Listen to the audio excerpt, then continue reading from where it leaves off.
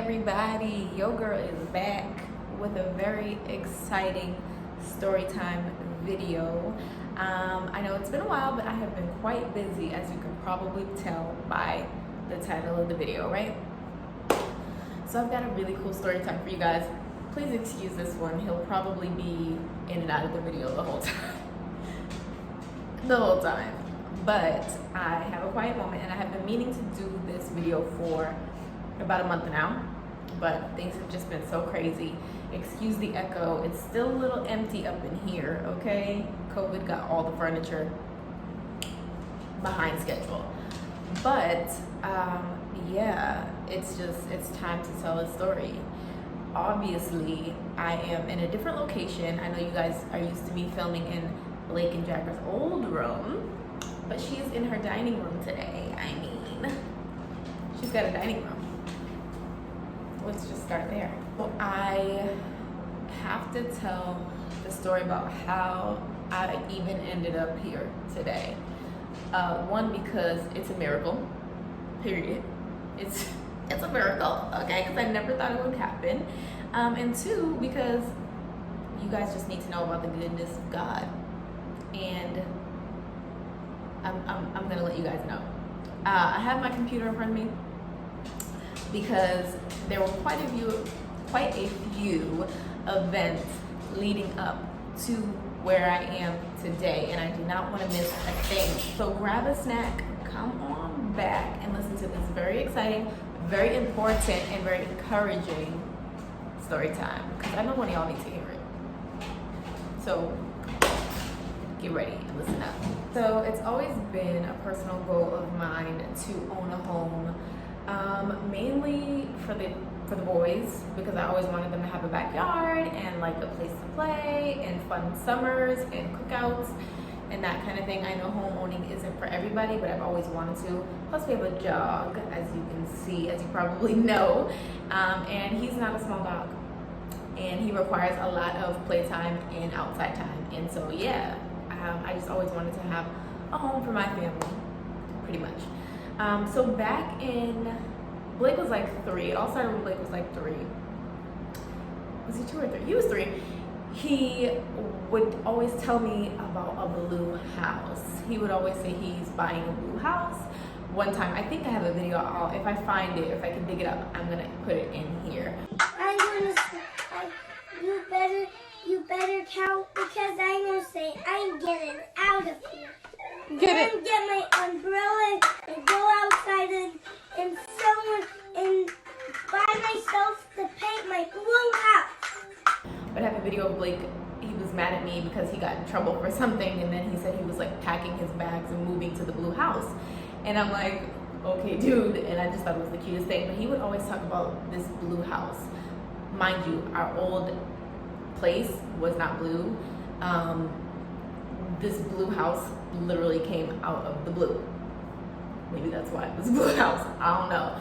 But he would always talk about this blue house. And so back in December of 2019, and I hope I'm not skipping anything, but I'll try to make it brief. Back in December of 2019, my husband and I got into a pretty bad car accident. I drove a really nice, really fancy, really new Dodge Durango, and we got into a pretty bad accident with it. And we walked out fine.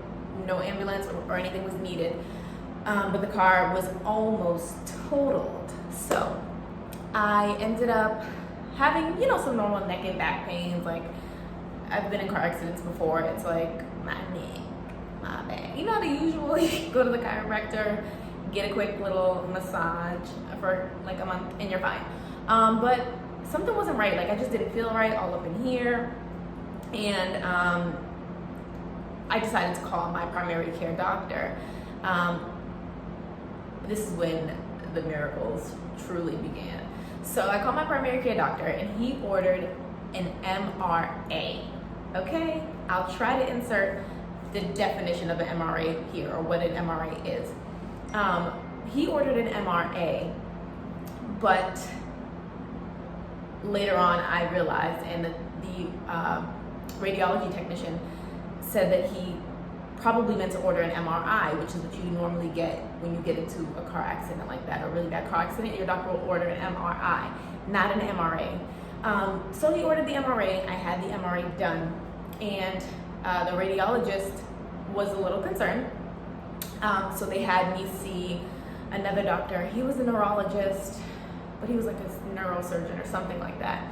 So basically he looked at the MRA and he saw a fistula, an AV fistula, I believe. Again, I will insert all of the definitions of everything I'm saying below. I believe it was an AV fistula. I think that's what it was called. So basically what they saw was a broken blood vessel in my neck, and they thought, or they were concerned about the blood vessel leaking into my brain.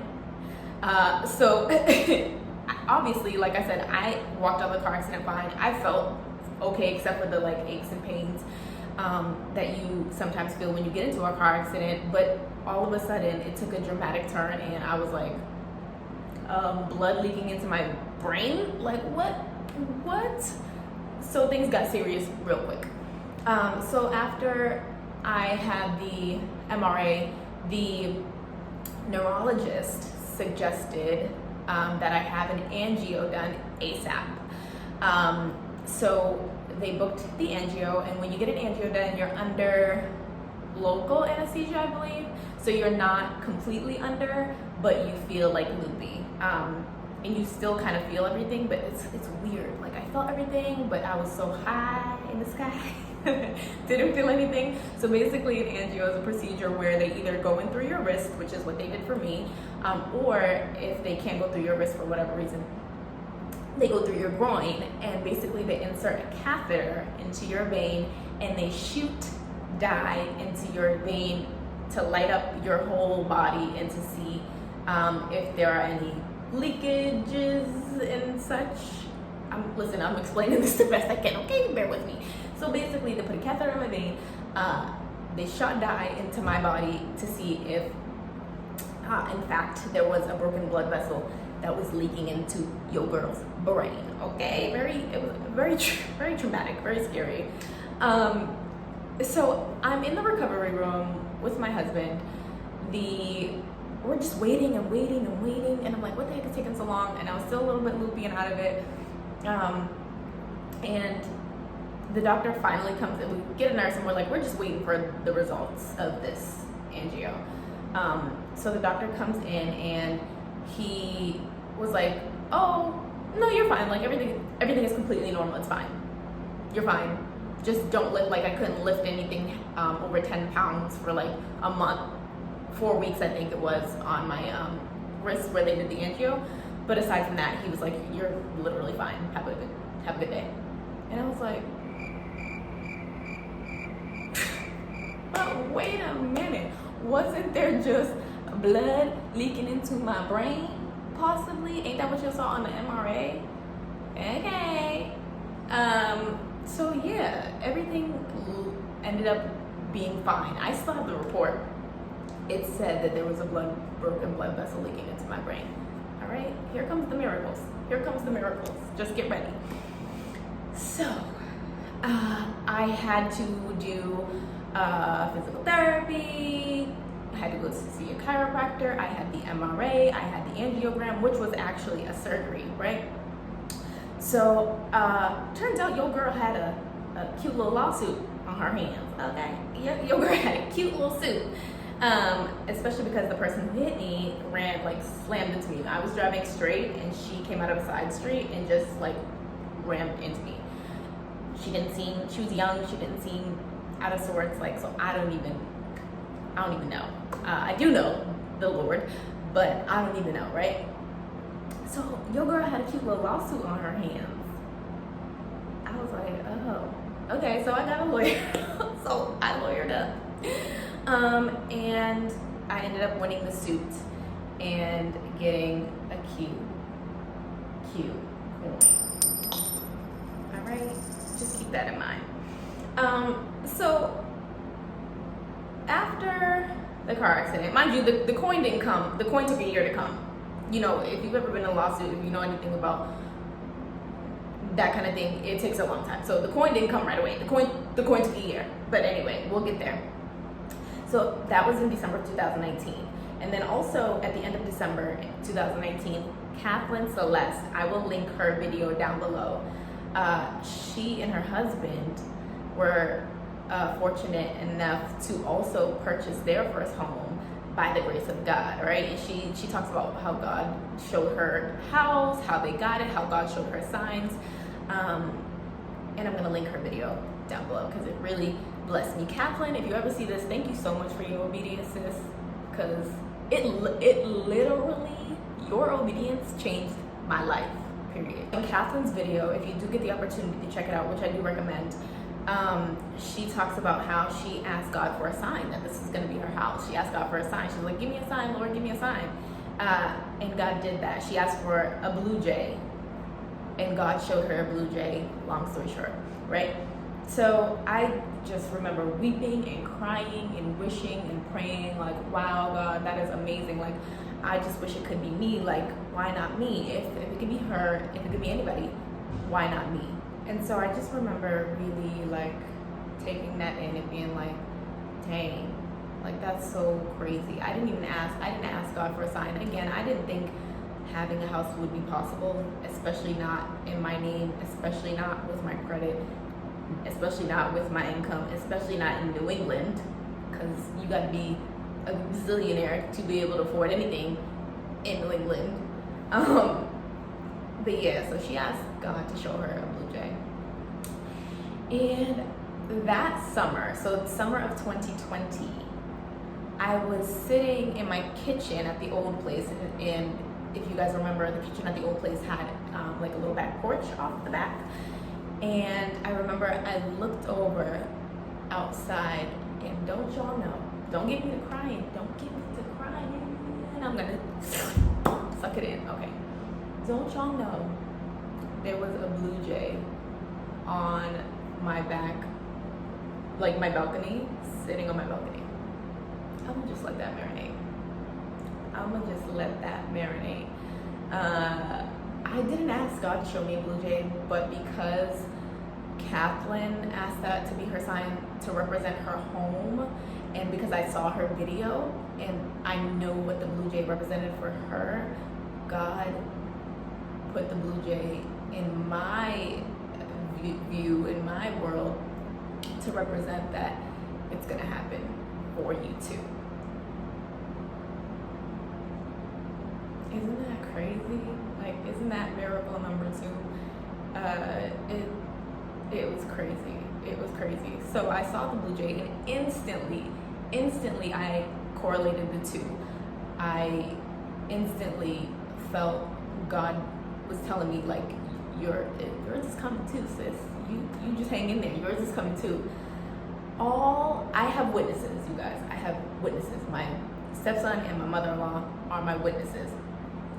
All summer 2020, the blue jay, every day, skipping like a rainy day here and there, every day came and sat on that back porch. If I was not home, my stepson would be in the kitchen and he would see it, and I told him the story, and he would send me a video of the blue jay on the porch, send me a picture. All summer, I kid you guys not, the blue jay came back every day and visited me. And some days it would be 2 blue jays, and one day it was 3 blue jays, and I was just in shock. I was shocked. I was in awe. I was like, this is crazy. God made sure that I knew, and I was sure that he was going to provide a house for me. So I was like, okay, it's time to pray. So Blake and I prayed every day for the blue house, and he would always ask that whole summer, Mom, did God give us the keys? Did God give us the keys to the blue house yet? Did God give us the keys to the blue house? And he would always say, our blue house is coming, Mama. Blue house is coming. And I'm like, and it was always blue. He's like, our blue house is coming. Did God give us the keys yet? And I'm like, not yet, honey, not yet. And we would pray for the house, and he had an assignment in school one day to draw a treasure map. And he drew a map to our blue house. Like in his head, he drew a map to our blue house. This is like, God would tell me through the blue jay, God would tell me through my son all the time. He would talk about the blue house. Blake would draw the blue house. And Habakkuk, I don't know how to say that. I'm gonna put it here. 2:2. God says, write the vision and make it plain. I put the house on my vision board. Blake took it upon himself to draw for one of his school assignments our blue house.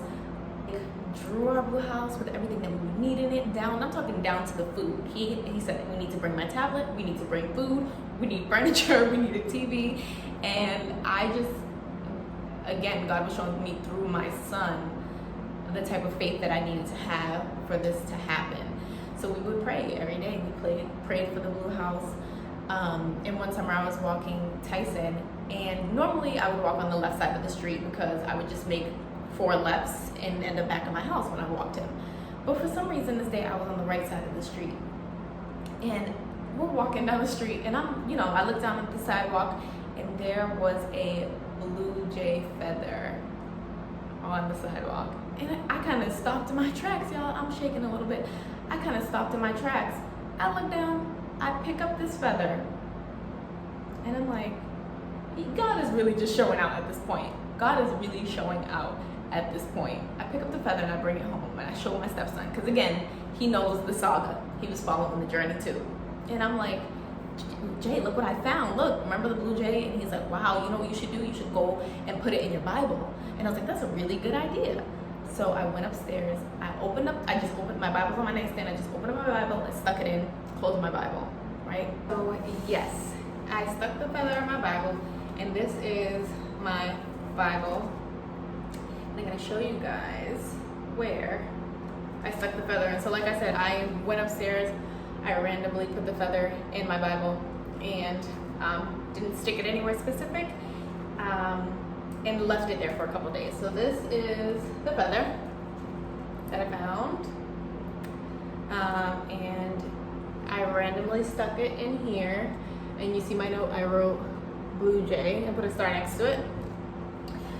So I put it in my Bible, and it ended up being, I went back like a few days later to find the feather where I had put it, and I read where I put it. I put it in the 2nd book of Chronicles, chapter 1, verse 7. And then it goes on in verse 15, it says, and the king made silver and gold in Jerusalem as plenteous as stones, and cedar trees, and made the sycamore trees that are in value for abundance. And Solomon had horses, and he had all these things, right? And then in chapter 2, it goes on to talk about how Solomon built a house. Y'all, how amazing is God? I stuck this feather randomly into the Bible. And it says, and Solomon determined to build a house for the name of the Lord, and a house for the kingdom. And Solomon told out 70,000 men to bear burden and all the things that he needed to build this house, right? And then it further goes into saying, send me now therefore a man cunning to work in gold and silver, and in brass and in iron, and purple and crimson and blue, and that can skill to grave with the cunning men that are with me in Judah and Jerusalem, whom David my father did provide. So yeah, I literally stuck the feather in my Bible randomly, where God told Solomon that he would give him riches and gold and wealth for his, for him not asking for those things. And Solomon, it goes on to talk about how Solomon built a house. Y'all, okay, and it don't even end there. If all this stuff hasn't been crazy enough, it doesn't end there. So after that, like, I knew my credit is basic, average, not great at all. My income is basic, average, could be a whole lot better. And I didn't have any money in the bank. So I began to prepare myself. I knew God was telling me that he was going to do his part in working the miracle, but then I also had to do my part as well. I mentioned earlier that I was driving a brand new Dodge Durango, and it was expensive. It was very expensive every month. And the debt to income ratio with me like having that truck and having these credit cards and stuff, it just, in the natural, it would not have been possible for me to buy a house with that much credit and debt.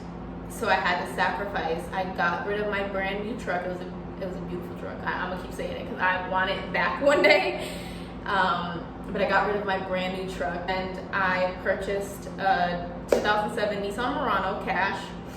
So that way I wouldn't have the debt in my name, and I would obviously still need transportation. I have kids, I have a job, but there would be no debt because I own the vehicle outright. I still have it and I own it outright. So there were just certain sacrifices that I also had to make in the natural in order to align with what God was trying to do for me and my family, and I had to be obedient.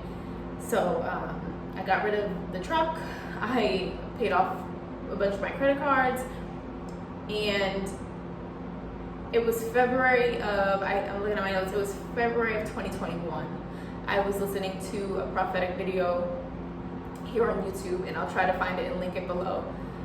But finally, you know, after all of the praying, after all of the miracles, after all of the signs, and God kept showing me blue jays. Matter of fact, literally as I'm filming this video, I just took Jagger for a walk around the block and I saw a blue jay. So the blue jay has become a permanent part of my life in the natural, and I've actually made sure that the blue jay became a permanent part of my life because it was so significant in God showing me that he's with me and God showing me to keep going. So yeah, the blue jay still to this day, I'm just gonna insert that here, the blue jay still to this day follows me, and it's such a blessing to see. But so the prophetic video, I just felt so strongly that God was saying the time is now. Like after all that I had done, after all that I had seen, it was time to apply. Again, I had some money in the bank because of the car accident. I told y'all I got a coin because of God.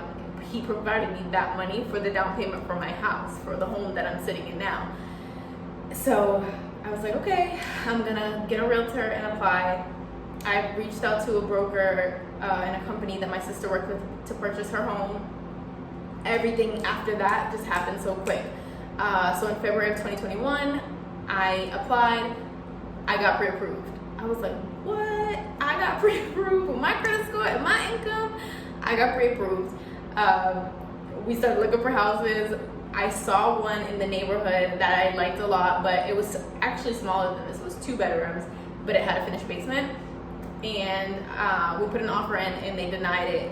But then I saw this house, and I text my realtor, I sent her the link, and she's like, well, let me find out about it, let me reach out, let me get some details. So she reached out, and this house, like the offers were due that same day. I texted her at like 11 a.m. maybe. The offers were due that same day at 5 p.m. So shout out to my realtor, she is amazing. If you are in this area, I'm just gonna put her information down below. If you're in New England, please reach out to her. She is the best. Shout out to Dee, I love you. She is a miracle worker. She is a part of the God sent vision and team that he put together for me. But she was literally in her hair salon. She was getting her highlights done in her hair. She's so cute. And she had her computer on her lap. She sent me a picture and she was like putting together my offer letter because it was due at 5 o'clock that day. So I'm like, okay. And with COVID, the market has been insane. Like houses are flying off the market for 10 times more than what they're actually worth. So I'm like, okay, the last one I got didn't get accepted. We'll just see. I didn't have high hopes.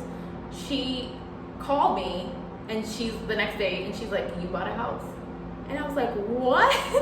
They accepted my offer. There were dozens. I'm telling you, the open house that we went to in this neighborhood down the street, the line was around the block of people looking to purchase the home.